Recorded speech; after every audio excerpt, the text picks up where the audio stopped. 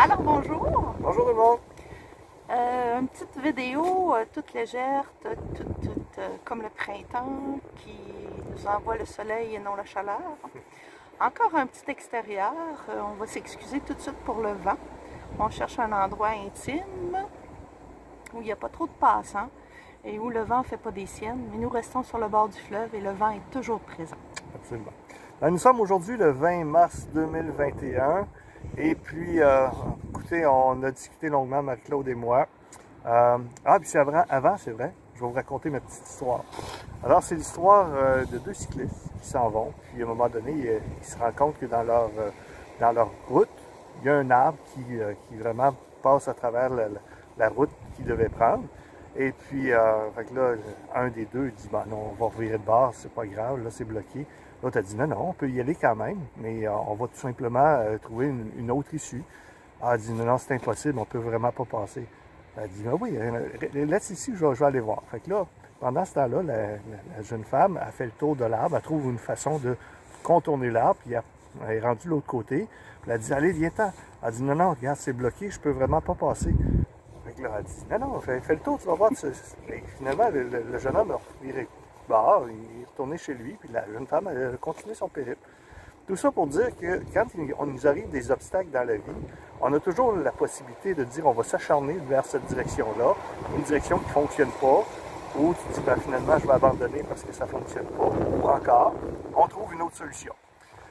Et là, on a longuement discuté, Marie-Claude et moi, et puis là, compte tenu de la situation, encore une fois, du COVID-19, eh bien, on a décidé de changer notre itinéraire.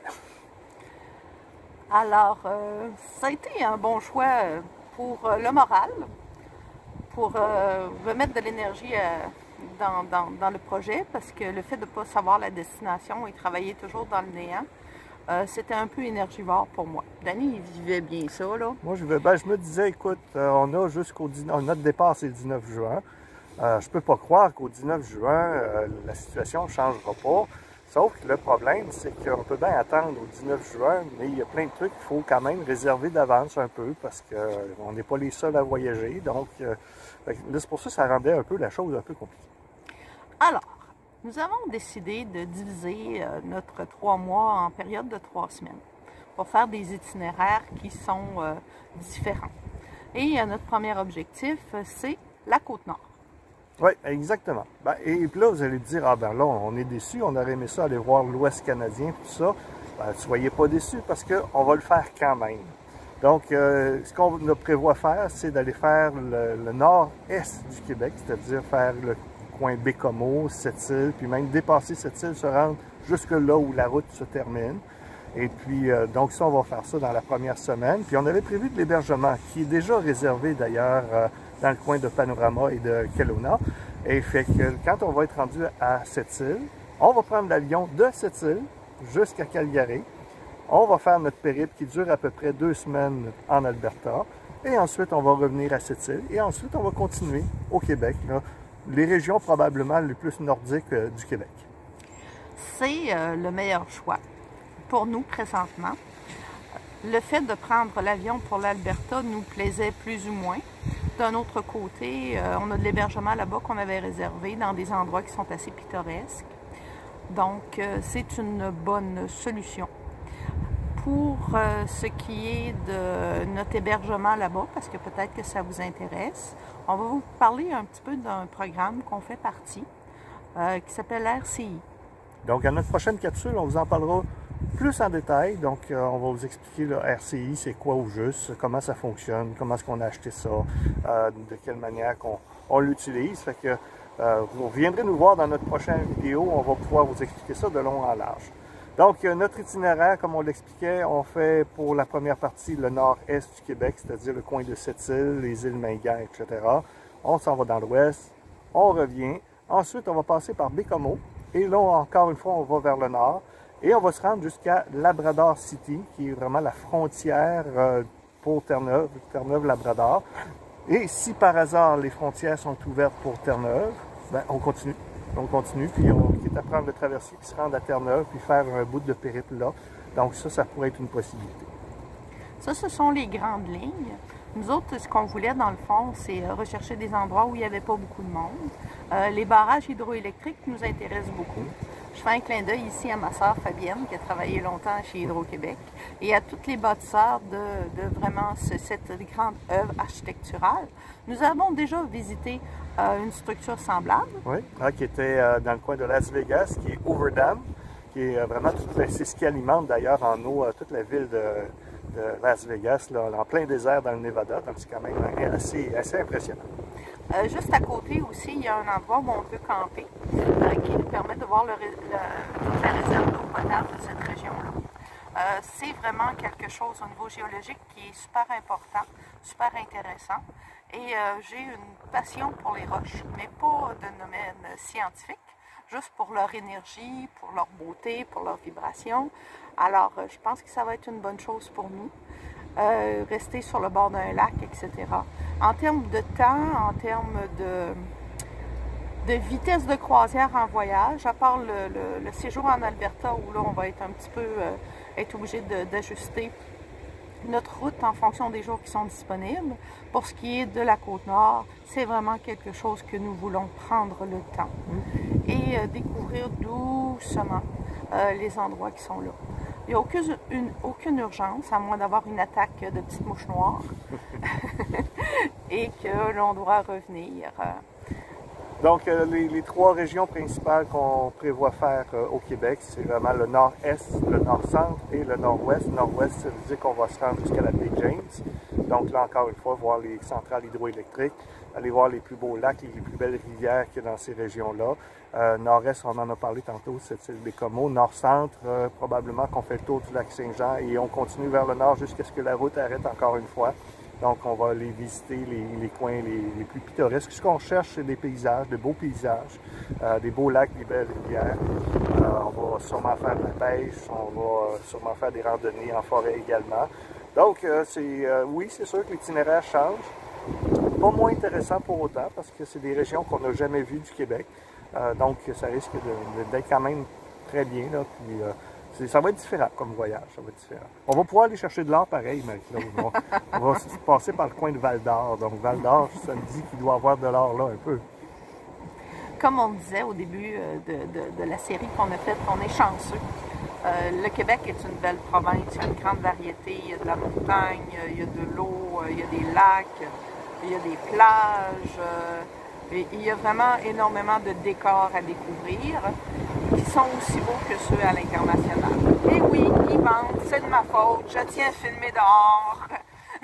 Je mettrai des sous-titrages si c'est inaudible. Bon, j'aime ça, moi, filmer dehors, c'est tout. Alors c'est ça, c'est pour ça qu'on a notre merveilleux bruit de fond.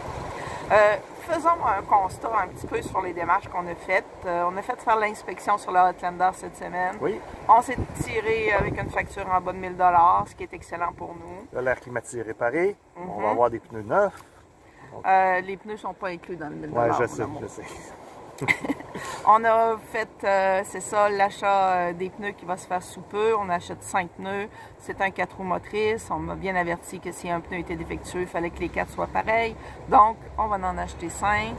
Je ne fais pas de publicité pour aucun magasin, donc je vous dis pas c'est où. Et puis, on va bien installer ça. Danny a travaillé ce matin sur des petits aménagements qu'on va faire à l'intérieur du Outlander. Oui. Donc, une petite tablette pour être capable de manger dans l'auto quand il pleut. Évidemment, au Québec, on a cette température-là aussi de temps à autre. Donc, une tablette là, sur le siège avant pour être capable d'installer un genre de cabaret. Même si je veux travailler, par exemple, un peu à l'ordinateur, ça va être faisable de le faire dans l'auto. Puis, on veut se faire aussi une autre tablette là, en arrière pour être capable de mettre du matériel là, sur cette tablette-là. Mettre du matériel en dessous. C'est vraiment de l'espace de rangement que je veux rajouter tout simplement. Donc, nous sommes à l'état de création. On a acheté des choses, on a défait des choses, on a fait des assemblages. Esthétiquement, on n'est pas prêt à vous le présenter. C'est pas joli. Ça va prendre un peu de peinture, d'assemblage. Mais ça avance de ce côté-là, puis on a du plaisir. Et puis, c'est ça. Au niveau des installations, ça avance. Au niveau de l'équipement, ça avance aussi. Et nous avons fait l'acquisition d'une boussole. Oui, je ne sais pas à quel point on va s'en servir, mais puis là j'ai appris, je suis allé voir quelques tutoriels sur YouTube, je pourrais vous mettre ça en description là. Donc quelques tutoriels, mais c'est les tutoriels que ça nous prend une carte. Fait que si on n'a pas de carte, on est un peu foutu, mais n'empêche que j'ai un bon sens d'orientation, puis évidemment avec la boussole, c'est un peu ça l'idée. Donc l'idée c'est d'avoir au moins que ça indique le nord. Donc, si je sais que j'arrive par l'est, il faut que je retourne par l'ouest. Donc, avec la boussole, on va être en mesure de bien se débrouiller. Ça fait que c'est une nouvelle acquisition qu'on a fait. On a reçu notre appareil photo. Attends un petit peu. Au niveau de la boussole, on a passé toute la fin de semaine passée pour expérimenter notre boussole. On a filmé quelques quelques passages de la boussole. Ouais, on pourra vous en mettre quelques bouts, là. Mais nous ne sommes pas prêts à vous faire un tuto de boussole. Non, non, c'est ça. Ben, il y en a plein sur YouTube qui sont très, très efficaces. Hein. Puis, mais non, c'est ça. On n'est pas encore tout à fait prêts à ça. Je vois qu'on a un beau petit écureuil juste là. Oh, wow! Sors ta caméra. Ben, attends, tu peux. Ouais. Tu l'as-tu?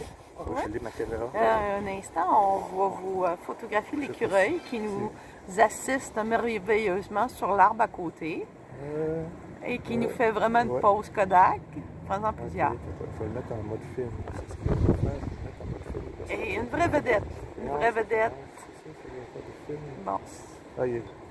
Une vraie vedette qui passe une branche à l'autre. OK, donc on revient un peu à nos moutons. Tu disais quoi déjà, Marc-Claude? On attend toujours que la neige fonde pour sortir la roulotte de notre terrain. Oui, puis on a reçu notre nouvel appareil photo. Donc c'est avec ça qu'on est en train d'essayer de filmer notre petit écureuil, justement. Prends le temps de la montrer. Je pense qu'on est très content de notre achat. Alors, c'est un Nikon, donc une marque quand même qui est très, très bien. C'est sûr que la couleur n'est peut-être pas extraordinaire. Non, non, non, la couleur est très belle. C'est moi qui l'ai choisie. Elle est jaune. Je ne voulais pas la perdre dans le bois ni dans l'eau. Je n'ai pas fait de test pour si elle tombe dans l'eau puis ça fonctionne, là, mais je lui fais confiance. Donc, ça fait le tour de ce qu'on voulait vous raconter. Fait que chanceux, pas chanceux, on ne sait pas, mais je pense que l'idée de changer d'itinéraire, c'est sage, parce que là, actuellement, Marc-Claude disait qu'il y avait quand même beaucoup de cas de variantes en Saskatchewan. Actuellement, en Ontario, si on passe par l'Ontario, il faut faire une quatorzaine à l'entrée. Donc, imaginez que on partirait aujourd'hui. Ben là, à ce moment-là, il faudrait faire 14 jours de quarantaine en Ontario pour y aller. Après ça, on part, on revient, 14 jours de quarantaine en Ontario, fait qu'on vient de perdre un mois. Fait que c'est pas super intéressant. Donc, dans le risque, on a décidé de changer notre itinéraire. Puis, bon, je pense que c'est une bonne chose en bout de ligne. On remercie tous ceux qui nous ont envoyé des commentaires. On vous fera plus tard un petit post des commentaires qui nous ont été donnés et des recommandations. On vous invite à emmener des amis, à s'abonner, à nous faire partager vos commentaires. N'hésitez pas à vous abonner, n'hésitez pas à nous suivre sur Facebook ou sur YouTube. Alors, on a du plaisir et essayez d'en faire autant. Alors, on vous souhaite une excellente semaine puis on se revoit bientôt. Au revoir. Bye.